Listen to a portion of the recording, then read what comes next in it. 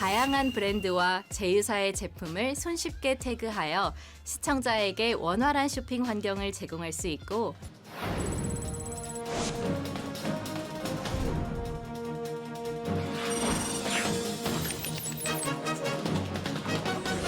네, 그 이전하고 유튜브 상품을 이용하고 했을 때는 매출이 한 5배 정도 차이 나는 것 같습니다.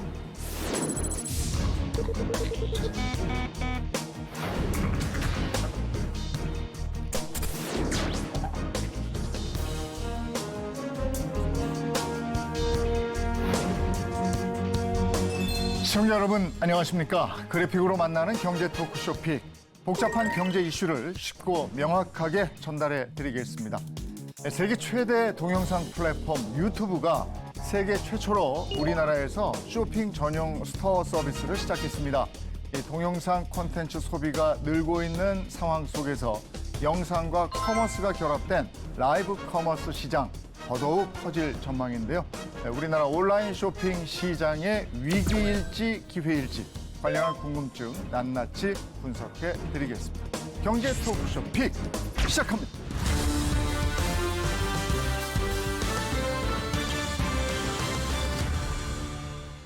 네, 함께해 주실 분들을 소개해 드리겠습니다. 먼저 온라인 쇼핑 시장의 흐름에 대해서 풀어주실 분입니다. 이미석 미래에셋 증권 연구원 모셨습니다. 어서 오세요. 안녕하십니까. 네.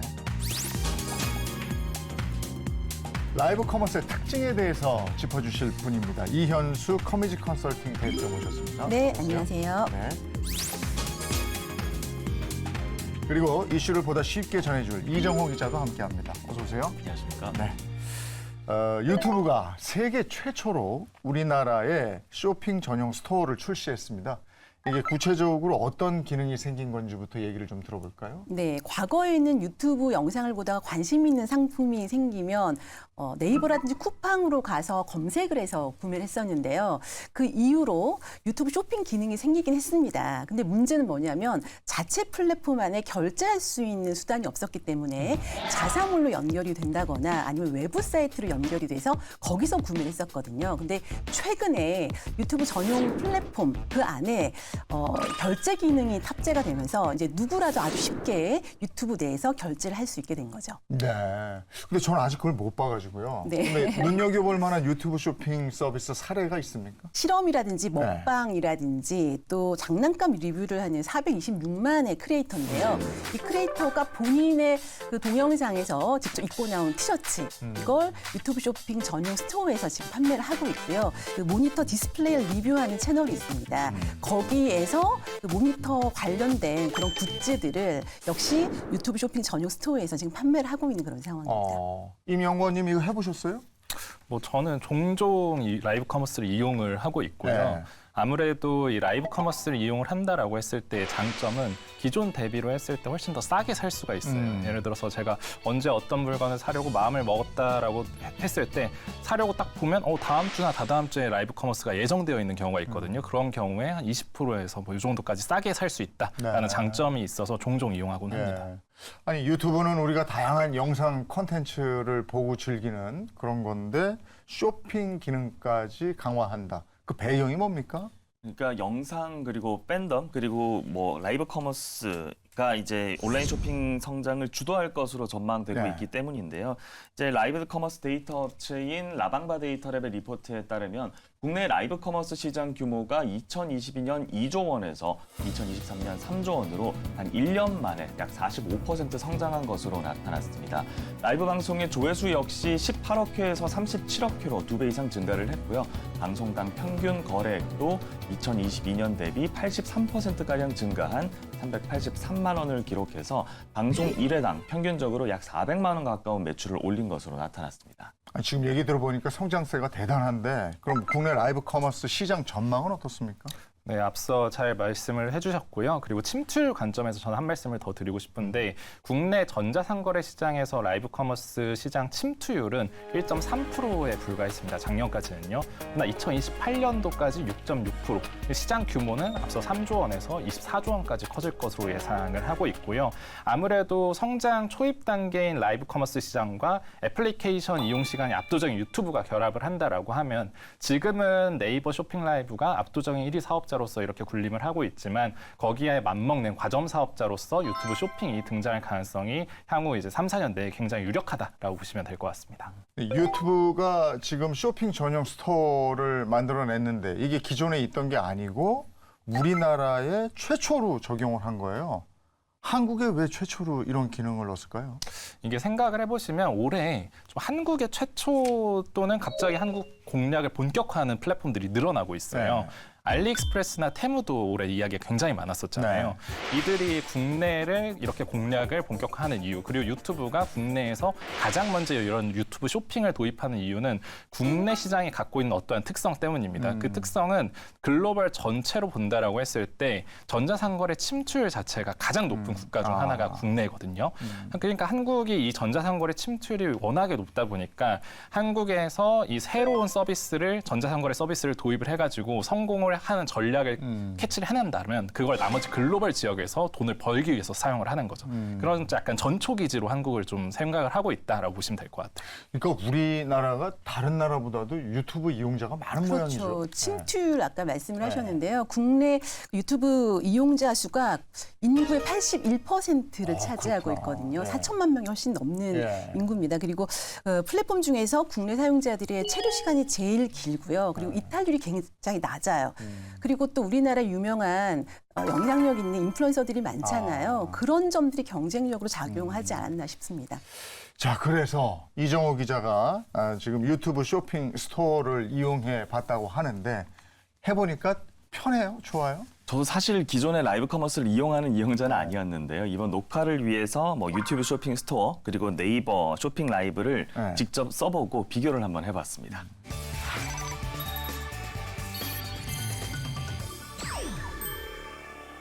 네, 이번에 유튜브가 제공하는 쇼핑 전용 스토어의 가장 큰 특징은 구매 편의성이 매우 높아졌다는 데 있습니다.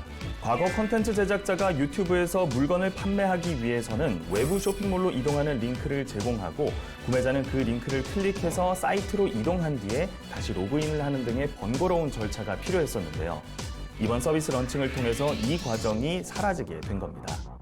클릭하자마자 직접적인 쇼핑몰로 연결되면서 별도의 가입 절차나 로그인 없이 물건 구매가 가능해집니다.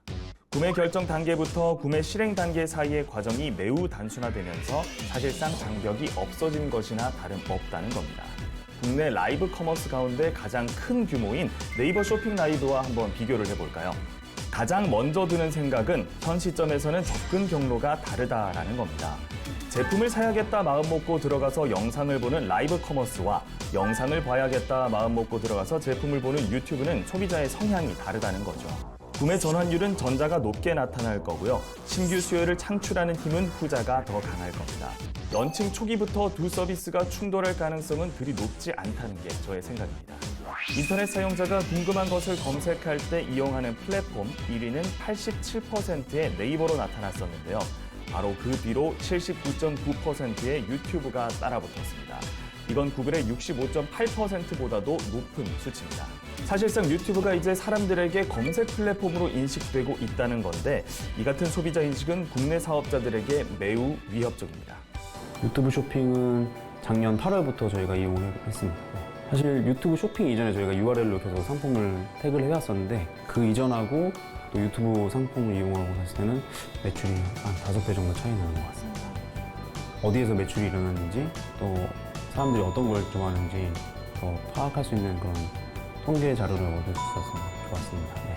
저희 뜨개 쪽 같은 경우는 해외 시장이 굉장히 큰 편인데 유튜브를 통해서 자연스럽게 저희 콘텐츠를 알리고 또 해외에 없는 디자인들을 저희가 많이 개발을 하고 있거든요. 그런 것들을 해외 분들에게 알리면은 K 뜨개 문화 그런 것도 좀 알릴 수 있고 또 시장을 좀 확대할 수 있는 것이기 때문에 계속해서 이용할 생각이고.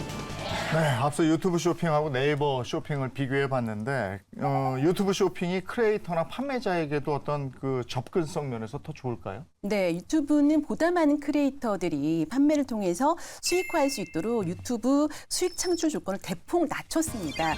기존에는 구독자 1,000명에 시청 시간이 4,000시간 또는 쇼트 조회수가 1,000만 회가 됐었어야 됐거든요. 그런데 현재는 구독자가 500명으로 낮춰졌고요. 시청 시간 3,000시간 또는 쇼트 조회수가 300만 회. 이 정도만 되면 얼마든지 수익화를 할 수가 있다라는 거고요. 또 하나는 본인이 상품이 없다고 하더라도 제휴사에 있는 상품을 본인 동영상에 태그를 걸어 놓으면 시청자가 와서 관심이 있으면 태그를 클릭하잖아요. 네. 그렇게 해서 만약에 시청자가 그 상품을 구입하면 이 크리에이터가 중개 수수료를 받는 제휴 프로그램이 있습니다. 지금은 이제 쿠팡이 제휴사로 참여를 하고 있는 그런 상황이거든요. 이런 여러 가지 면에서 본다면은 유튜브 쇼핑이 굉장히 판매자에게는 접근성이 좋은 플랫폼이죠. 그럼 네이버하고 네. 수수료 차이는 어떻습니까? 사실 이제 네이버와 유튜브는요, 그 카드 수수료, 결제 수수료는 동일하거든요. 2에서 한 3.6% 정도의 카드 수수료 또는 결제 수수료는 네. 동일하게 부과가 되지만 네이버는 판매 수수료가 3에서 한 5% 정도 더 추가가 됩니다. 그래서 지금은 네이버에 없는 그 판매 수수료가 이제 없기 때문에 유튜브가 훨씬 더 유리하다고 할 수가 있겠죠. 예.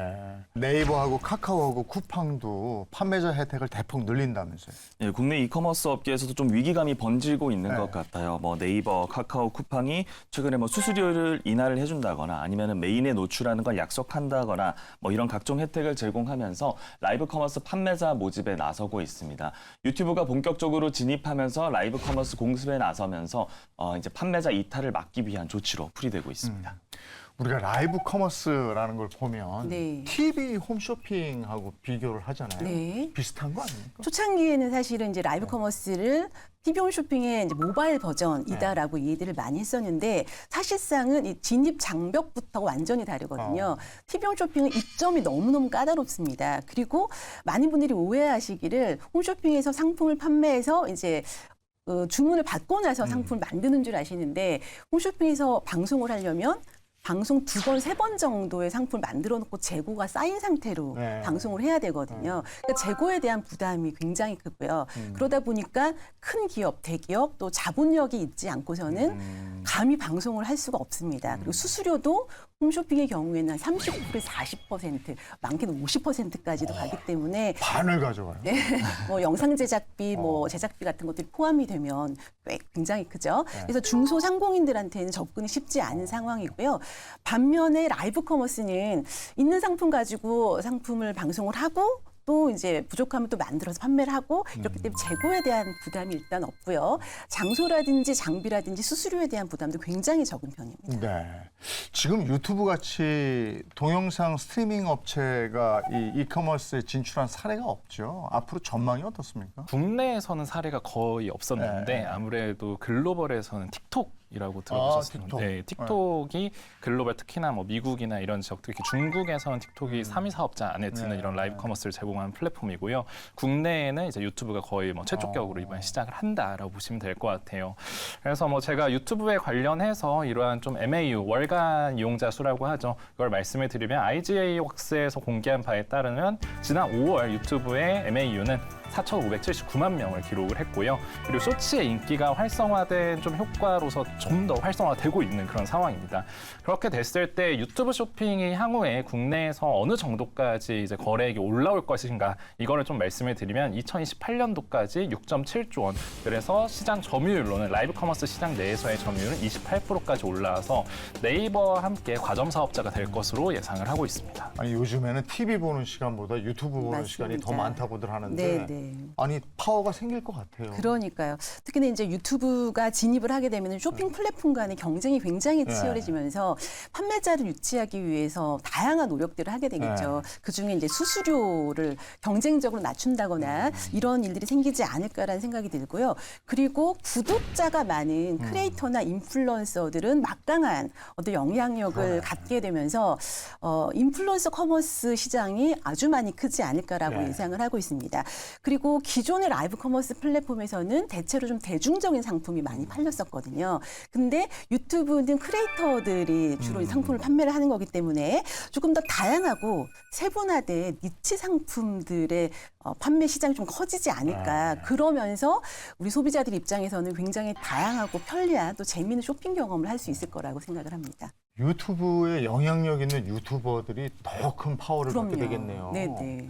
그러면 그게 TV 홈쇼핑하고 관계도 꽤 있을 것 같거든요. 네. TV 홈쇼핑이 요즘에 가뜩이나 좀 어렵다면서요? 네, TV 홈쇼핑이 많이 어렵죠. 그러니까 낮은 연령대의 시청자들이 모바일로 이동을 하면서 일단 고령화가 됐고요. 그래서 TV 홈쇼핑 입장에서는 아무래도 구매 연령대를 넓히는 것을 목표로 해서 TV 의존도를 낮추고 이제 모바일을 강화하는 시도를 하고 있는데요.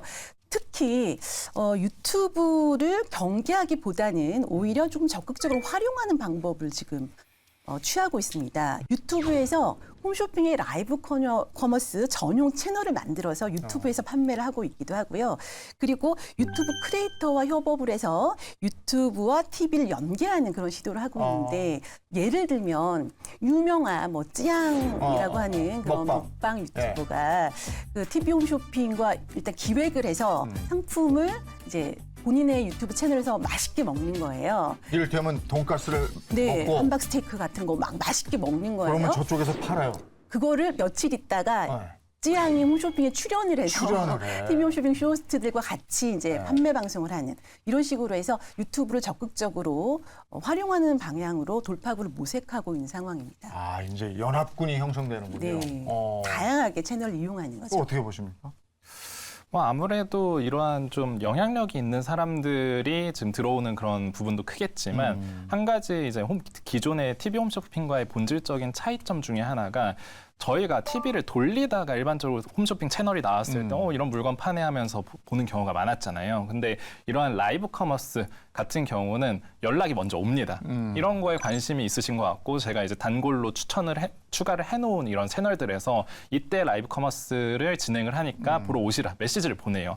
그러다 보니까 조금 더 구매 전환율이 높은 이런 유저층을 타겟팅할 수 있다는 게 굉장히 큰 강점으로 좀 작용을 하고 있고 구매 전환율 자체가 높다 보니까 기존에 있던 이런 TV 홈쇼핑 사업자들도 다 이제 온라인으로 전환을 하고 있는 추세다라고 말씀드릴 수 있겠습니다. 옛날에 홈쇼핑이 한참 잘 될 때요. 지상파 사이사이에 홈쇼핑이 있다 이렇게 얘기를 했다가 홈쇼핑 사이사이에 지상파가 있다 이렇게 얘기할 정도로 업계 변화가 굉장했었거든요. 근데 지금 이제 유튜브가 이런 기능을 탑재한다. 그러면 지금 말씀하신 대로 유튜버, 크리에이터의 기능이 상당히 강화되겠구나 이런 생각이 들고 이커머스 시장 전반적으로 그런 영향이 있지 않겠습니까? 근데 아직까지는 국내 전체 이커머스 시장에서 크리에이터 커머스 비중이 그렇게까지는 높지 않은 상황입니다. 2023년 한 조사에 따르면요. 국내 크리에이터 산업 생태계 매출 4조 1,254억 원 가운데 커머스 관련 매출은 1,060억 원에 불과했습니다. 하지만 업계에서는 현재 시장 규모보다는 성장 속도에 좀 주목을 하고 있는 상황인데요. 미국 금융사 골드만삭스는 지난해 이커머스를 포함한 크리에이터 경제 글로벌 시장 규모가 올해 2,500억 달러에서 오는 2027년에는 4,800억 달러까지 성장할 것으로 전망을 했습니다. 온라인 쇼핑 업계에서 크리에이터의 성장을 높게 보는 이유가 지금 얘기만 들어봐도 그렇게 갈 것 같거든요. 그렇죠. 소비자들의 행동 변화와 SNS의 파급력 때문에 더 그렇다고 저는 생각을 하거든요. 그러니까 대량 생산에 대량 소비를 했던 과거를 돌아보면 사실 이제 지상파 TV 광고라든지 지면 광고에서 유명한 연예인들이 나와가지고 소개하고 권유하는 그런 상품의 호감을 가지고 그리고 많이들 구입을 했었거든요. 근데 지금도 SNS 시대잖아요. 워낙 관심사와 취향이 세분화가 되다 보니까 자신의 취향과 관심사가 비슷한 사람들, 특히나 믿을 수 있는 또 그 상품을 써본 사람들의 말을 더욱더 신뢰하고 선호를 하는 경향이 있습니다. 그래서 요즘은 가족, 친구보다도 이런 크리에이터를 더 이제 선호한다, 믿는다라는 얘기가 있거든요. 그리고 특히나 이제 라이브 커머스 시장이 커지면 커질수록 이런 크리에이터들이 본인들의 팬들과 함께 직접적으로 소통을 하고 상품을 직접 보여주고 시연까지 하면서 이런 크리에이터들의 영향력이라든지 인기가 더 높아지지 않을까 싶습니다. 가족이나 친구 말은 옛날부터 잘 안 듣지 않았습니까? 누가 이게 좋아 그러면 누가 그래 이러잖아요. 그래서 누가 그러더라 이래야 아 그래? 이렇게 얘기거든요. 어떻게 보십니까? 앞서 말씀을 해주신 것처럼 이런 팬덤 플랫폼이 같이 성장을 하면서 팬심으로 이제 산다 네네. 이런 것도 굉장히 늘어나고 있는 게 맞고요. 저는 한 가지 다른 이야기를 또 하나 드리자면 글로벌에서 라이브 커머스 시장 침투율이 가장 높은 국가는 중국이고 동남아 지역도 굉장히 빠르게 올라오고 있는데 이러한 글로벌에서 먼저 침투율이 올라온 국가들의 특징이 구매 리뷰나 아니면 이 구매하는 이 상품에 대해서 믿을 수가 없다라는 그런 분위기가 꽤 있는 국가들이었어요. 그러니까 어떤 느낌이냐면 국내에서 저희가 물건을 사려고 한다면 리뷰를 굉장히 많이 보고 네. 거기에 시간이랑 심적인 노력을 많이 쏟고 나서도 실패하는 경우들이 많은데 네. 이럴 바에는 차라리 믿는 사람이 추천해주는 걸 사자가 되는 거죠. 그러면 시간도 단축을 하고 이 사람이 기존에 추천해줬던 것들의 과거 이력을 보면 믿을 수 있는지 없는지가 견적이 나오는 거잖아요. 그렇기 때문에 이런 쪽으로의 변화가 국내에서도 앞으로 활발해지지 않을까. 최근에도 막 쿠팡에서 이러한 좀 리뷰에 대한 이런 이슈가 터졌던 것처럼 국내도 여기에선 자유롭지는 않거든요. 그렇기 때문에 전환이 가속화될 수 있다라고 보고 있습니다. 그 추천에서 제일 많이 우리가 실패하는 게 맛집이에요. 추천이 많아서 갔는데 내 입맛에는 아니더라고요. 그게 뭐 제대로 추천을 했겠죠. 근데 내 입맛에 안 맞는 거겠죠. 근데 아마 그런 것들도 있을 거고 소비 패턴에는 어떤 변화가 있을까 이것도 궁금해요. 네, 방금 우리 연구원이 말씀하신 거랑 좀 일맥상통하는 부분인데요. 요즘에 디토 소비라고 트렌드잖아요. 많이들 들어보셨을 겁니다. 나도 따라 소비한다 이런 뜻이거든요. 요즘은 상품 종류도 너무 많잖아요. 유통 채널도 너무 많고 그리고 정보가 너무 다양해지고 선택지가 많아지면서 소비자들이 쇼핑을 하고 물건을 구매할 때 너무 힘들고 피곤한 상황이에요. 그리고 정말 애써서 검색을 해가지고 겨우 찾아서 구입을 했는데 막상 써보니까 별론 거예요. 네. 그러다 보니까 실패에 대한 두려움도 좀 줄이고 싶고 짧은 시간 안에 최선의 선택을 하고 싶은 그런 마음이기 때문에 나와 라이프 스타일이 비슷하다거나 취향이 비슷한 인플루언서 또 콘텐츠 플랫폼 거기서 제안하는 그런 걸 이제 쉽게 구매하려고 하는 그런 것이 지금의 추세라고 할 수가 있겠습니다. 그러니까 믿을 만한 사람이 나와서 네. 이거 좋아요. 내가 써보니까 괜찮더군요. 네. 이러면 그쪽으로 가겠네, 그죠? 그렇죠. 복잡하고 어려운 쇼핑 절차를 거치고 싶지 않은 거죠. 그러면 좀 신뢰감을 가진 사람은 창업의 기회일 수도 있겠네요. 네, 그렇습니다. 그 눈여겨볼 만한 라이브 커머스 활용 사례? 이런 건 뭐가 있겠어요? 젊은 세대들이 좋아하는 네. 패션 플랫폼이 있거든요. 거기서도 이제 라이브 커머스를 하고 있는데 보통은 패션 라이브 커머스의 경우에는 쇼호스트들이 나와서 상품을 설명을 합니다. 네. 근데 그 브랜드 디렉터가 직접 나와서 그 상품을 그 옷을 어떻게 입는지 코디하는 방법도 알려주고 상품의 특장점도 알려주고 그다음에 브랜드의 철학이라든지 스토리도 알려줍니다. 그렇게 해서 1시간 동안 매출이 수억 원이 나왔던 네, 그런 이제 사례가 있고요. 또 하나는 유명한 게임 크리에이터가 역시 라이브 커머스를 통해서 그 게임 크리에이터니까 마우스라든지 마우스 패드를 라이브 커머스에서 팔면서 본인의 유튜브 채널에 동시에 송출을 한 겁니다. 이분의 구독자가 180만 명 정도가 되는데요. 이러면서 이제 20분 만에 완판이 됐던 그런 사례도 가지고 있습니다. 요즘 좀 유튜브 채널 중에 유명한 게 탁재훈님이 나오는 그 채널이 있는데 거기에서 최근 이제 카페14가 전용 스토어를 좀 하다 보니까 그쪽에서 지표들을 공개를 한 게 있는데 그런 채널들 같은 경우가 라이브 커머스를 진행을 했을 때 구매 전환율 자체가 20% 가까이 나왔다 이런 좀 지표들이 나왔어요. 이게 어떤 정도의 차이냐면 일반적으로 저희가 네이버 쇼핑이나 아니 일반적인 커머스 플랫폼들에 들어가서 어떤 걸 검색을 하고서 구매로까지 이어지는 그 확률이 진짜 1%가 될까 말까 1%에서 많아봐야 로우 싱글 이 남짓인데 이 라이브 커머스의 구매 전환율 자체가 거의 한 20% 가까이 나온다라고 이게 딱 나온 거는 결국에 기존에 있던 여기에서 라이브 커머스를 판매하고 있지 않던 크리에이터들도 다 들어올 만한 지금 유인을 좀 제공을 하고 있고 이런 지표들이 속속들이 나오고 있다. 그래서 저는 예시로 말씀드릴 수 있을 것 같습니다. 네. 이런 소비 성향으로 인해서 요즘에는 그 유튜브나 인스타그램으로 검색하는 사례가 많잖아요. 예전 같은 경우에는 온라인 내에서 뭔가를 검색을 해야겠다, 정보를 찾아봐야겠다라고 하면 네이버나 다음 같은 포털 사이트를 주로 이용들을 했었잖아요. 그런데 요즘은 상황이나 목적에 따라서 이용하는 서비스 플랫폼이 달라지는 경향을 보입니다. 예를 들면 요즘 소비자들은 쇼핑을 할 때 다른 사용자들의 반응을 함께 볼 수 있는 플랫폼들을 많이 선택하려는 경향들을 갖게 되는데요. 그 결과 유튜브나 인스타그램 그리고 카카오톡 검색들도 많이 이용하고 있는 것으로 나타납니다. 그럼 이제는 이런 플랫폼들을 다룰 수만 있으면 네. 내 백화점을 차릴 수 있는 그럼요. 거잖아요. 내 네. 쇼핑몰을 차릴 수 있는 거잖아요. 그러니까 유튜브든 아니면 인스타그램이든 일단 라이브 커머스는 굉장히 매력이 있는 판매 유통 방식이라고 생각을 하는데요. 아까 말씀드렸다시피 TV홈 쇼핑처럼 진입 장벽이 높은 것도 아니고 이 판매하시는 분들이 전문 쇼호스트처럼 말을 잘하거나 능수능란할 필요도 없습니다. 그러니까 제가 아는 분은 뭐 40년 동안 농사만 지은 농부가 예. 지금까지 계속 라이브 커머스를 잘하고 있고요. 옷가게 사장님도 오프라인 가게를 접고 라이브 커머스로만 지금 방송을 해서 꽤 많은 수익을 올리고 계신 분도 있거든요. 그래서 본인의 개성과 진정성으로 고객과 소통을 하면서 이렇게 방송을 하다 보면 새로운 판로가 열리면서 홍보도 되고 마케팅에 굉장히 유용한 길이 되지 않을까 싶습니다. 맞아요. 말을 막 청산유수처럼 네. 잘한다고 신뢰를 쌓는 건 아니거든요. 그럼요. 말 잘하는 사람 중에 사기꾼도 있는 거거든요. 한 끗 차이. 근데 어수룩하게 하더라도 네. 신뢰감을 주는 분들이 있어요. 이런 분들한테 굉장히 유리하겠네요. 네, 그죠? 맞습니다. 예.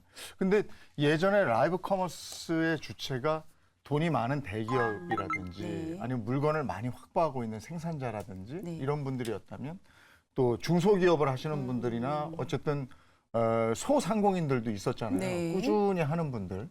그 누가 더 유리할까 이런 생각도 들고 성공 전략은 어떤 게 있을까 싶기도 하고. 네, 그 성공의 전략은 완전히 다르다라고 보셔야 될 것 같아요.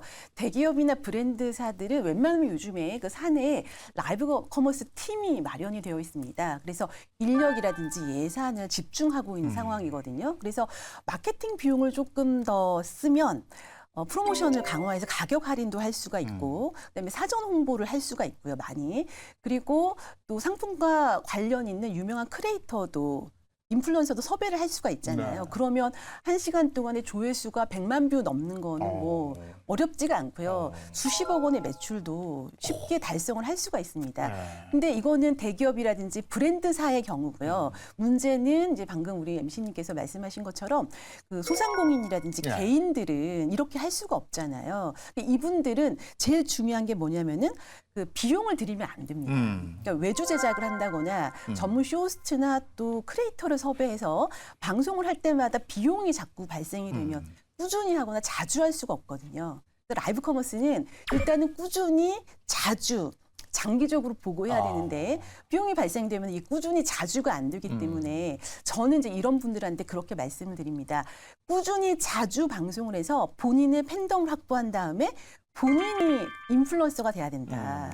그렇게 해서 이제 본인이 인플루언서가 돼서 재밌게 신뢰감 있는 방송을 하다 보면 성공의 확률이 더 높아지지 않을까라고 저는 얘기를 하고 있습니다. 서둘면 안 되는군요. 그럼요. 그러니까. 네. 예, 오늘 바로 방송을 시작했는데 왜 이렇게 사람이 안 들어와 이러면 안 되고 꾸준히 뭔가 콘텐츠를 쌓아가는 게 중요하다 이런 말씀이시고요. 네, 네. 근데 이렇게 라이브 커머스 시장이 커지면서 여기에 따른 또 소비자 피해가 속출하고 있다면서요? 네, 서울시와 한국소비자원 자료에 따르면 라이브 커머스 관련 상담이 2020년 15건에서 2023년 182건으로 10배 이상 급증한 것으로 나타났습니다.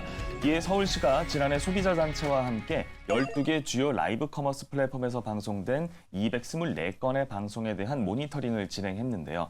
그 결과 43건의 방송에서 법률 위반 소지가 발견됐습니다. 별다른 근거 없이 최고, 최대, 유일 같은 표현을 사용한 경우가 가장 많은 것으로 나타났는데요. 하지만 라이브 커머스는 통신 매체로 분류되기 때문에 방송법상 심의에서 제외되는 데다 플랫폼 사업자 대부분이 통신 판매 중개자로 상품에 대한 책임도 거의 지지 않기 때문에 이에 대한 규제가 이제 필요한 것 아니냐라는 목소리도 나오고 있는 상황입니다. 정부도 소비자 강화를 위해서 나섰다고 들었는데 뭐가 필요하겠습니까? 중국에서는 지금 라이브 커머스가 어느 정도까지 활성화되어 있는가는 농부나 아니면 어부가 물고기를 잡은 다음에 이거 제가 잡은 거고 바로 이제 판매 시작합니다. 이런 식으로까지 가능해요. 그러니까 굉장히 작은 사업자들도 다 할 수 있도록 좀 열려 있는데 이 문턱 자체를 지금부터 좀 높인다라는 거는 오히려 좀 악영향이 있지 않을까라고 생각을 그건 하죠. 규제다. 네. 예, 그 정도까지 가면 안 되겠다. 네. 예, 어떻게 네, 생각하세요? 저도 뭐 같은 의견인데요. TV홈 쇼핑의 심의 기준을 낮춰야 된다, 또는 라이브 커머스의 심의 기준을 강화해야 된다. 이게 항상 네. 뜨거운 논쟁이거든요. 근데 TV홈 쇼핑의 심의가 강력한 이유는 TV라고 하는 매체는 공공재이기 때문에 그렇잖아요. 그런데 이 TV와 모바일 통해서 이제 방송을 하는 라이브 커머스를 동일선상에서 이렇게 같이 보는 거는 적절하지 않다라고 생각하고요. 저는 개인적으로 보완을 해야 된다면 플랫폼 사업자들한테 자율 규제를 적용하는 게 더 좋은 방법이라고 생각을 하거든요. 그래서 입점 업체 방송에 대해서 지속적으로 모니터링을 하도록 해야 되고 또 방송 영상을 보존하도록 하는 의무적으로 보존하도록 하는 것도 필요할 것 같습니다. 제재 시스템도 만들고 판매자라든지 또 이제 출연자들에 대한 그런 정기적인 교육을 진행을 해서 자율적인 규제를 적용해야 되고 만약에 어떤 그 규제를 정식 규제가 필요하다면 아주 최소한의 규제를 해야 되지 않을까 싶습니다. 그러니까 악의적인 판매자가 있다면 그래서 소비자를 기망했다면 이건 아주 강한 처벌을 하면 네. 아이고 저렇게 하면 큰일 나겠구나.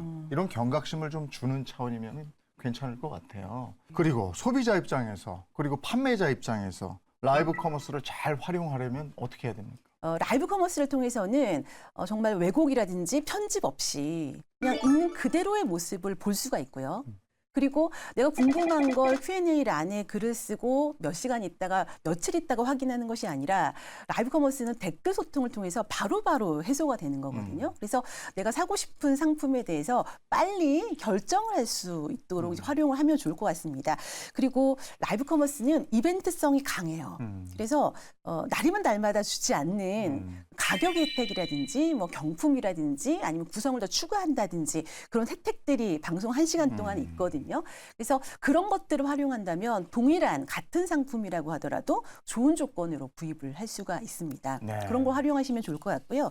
또 판매자 입장에서는 그 라이브 커머스를 통해서 상품 설명을 아주 상세하게 할 수가 있고요. 직접 이렇게 작동되어가는 과정도 시연을 통해서 보여줄 수가 있잖아요. 그래서 소비자들이 살까 말까 머뭇거리는 그 시간을 굉장히 짧게 구매 전환율을 높일 수 있는 그런 쪽으로 활용을 하시면 좋을 것 같고요. 그리고 고객과 진정성 있는 그런 소통을 직접 하는 거니까 팬덤도 많이 확대를 할 수가 있고 또 라이브 방송 중에 이제 구입한 고객들의 고객 데이터가 이제 수집이 되잖아요. 그 고객 데이터를 바탕으로 해서 고객들이 무엇을 원하는지 니즈를 찾아서 앞으로 상품이라든지 서비스를 개발할 때 더욱더 업그레이드된 차원으로 활용을 하면 좋을 것 같습니다. 지금 얘기 들어보니까 예전에 시장에서 네. 갑자기 와서 이렇게 뭐 물건 파는 분들이 날이면 날마다 오는 것이 아니야. 이런 거 했잖아요. 네. 이벤트성으로. 맞아요. 홈쇼핑이랑도 비슷하거든요. 그러니까 판매 공간이 달라졌을 뿐 네. 이건 이게 같네. 콘텐츠가 비슷하네. 그럼요. 그죠? 네. 그걸 잘 활용하면 되겠어요. 네. 앞으로 이 전망은 밝게 보고 계신 겁니까? 지금 국내 전자상거래 시장의 성장률 자체가 10% 전후까지 떨어졌어요. 그러니까 2018년부터 2021년도까지만 하더라도 20% 이상의 고성장을 하다가 지금은 앞서 말씀드린 국내 시장 자체가 글로벌에서 이미 전자상거래 침투율이 가장 높은 국가가 되었다 보니까 더 이상 시장 자체가 고성장하는 그런 시장은 아닙니다. 다만 그 안에서도 고성장을 하는 영역은 있겠죠. 지금까지 저희가 이야기를 나눈 이 라이브 커머스 시장은 YY 그러니까 연간으로 봤을 때 50%씩 성장을 하는 시장이다 보니까 여기에서 뭐 저희가 찾을 수 있는 기회는 앞으로도 굉장히 많을 것 같고 전망 너무나도 좋은 시장이다라고 말씀드릴 수 있을 것 같습니다. 알겠습니다. 영상 콘텐츠와 커머스의 융합, 이 이커머스 산업의 판부에 어떤 영향을 끼치게 될지 새로운 기회의 시장이 되길 기대해 보겠습니다. 오늘 경제 토크쇼 픽 여기까지 하죠. 고맙습니다.